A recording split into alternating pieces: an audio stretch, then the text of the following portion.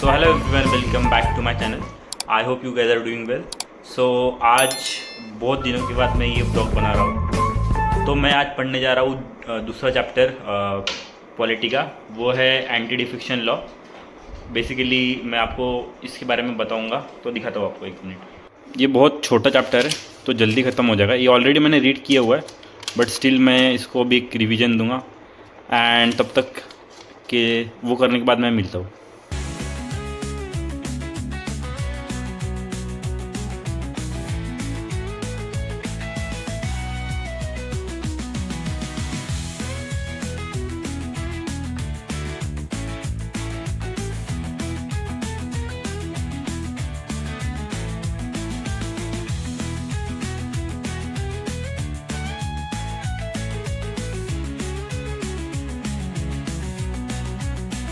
One eternity later.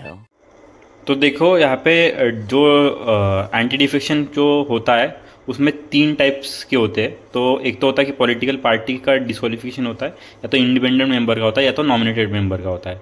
But यहाँ पे जो राघव चड्ढा ने यूज़ किया है वो ये वाला यूज़ किया है।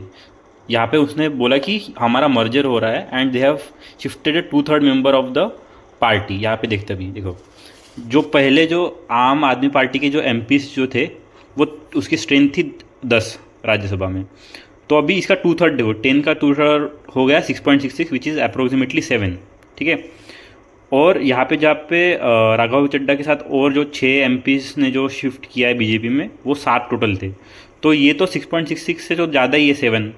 बट यहाँ पे एक और शिफ्ट आता है कि वो डिस्क्वालीफाइड नहीं होंगे। बट यहाँ पे एक और शिफ्ट होता है कि this should be like the merger of an political parties, not just कि मेंबर शिफ्ट हो रहे हैं तो वो एंटी डिफेक्शन नहीं कंसिडर किया जाएगा। तो अभी आपने जो राघव चड्ढा पे केस किया है कि this is an anti defection and ये डिफेक्शन हुआ है तो उनको डिस्क्वालीफाई कर दो। तो अनटिल एंड अनलेस ये डिस्प्यूट रिजॉल्व नहीं होता, वो केस चलते ही रहेगा। ठीक है।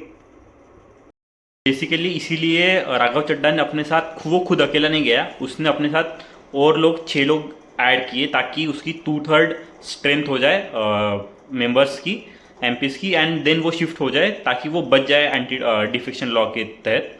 तो इसीलिए उसने अपने 6 मेंबर को और जुड़ा के वो गया है एंड वो बोल रहा है कि हम बच जाएंगे, मर्जर हो जाएगा। बट स्टिल अभी भी वो केस क्लियर नहीं है जब तक आप उनको परमिशन नहीं देता। अभी आपने वो केस डाल दिया उन पे कि दिस इज़ एन डिफेक्शन, सो उनको एंटी डिफेक्शन लॉ के तहत उनको डिस्क्वालीफाइड कर दिया जाए।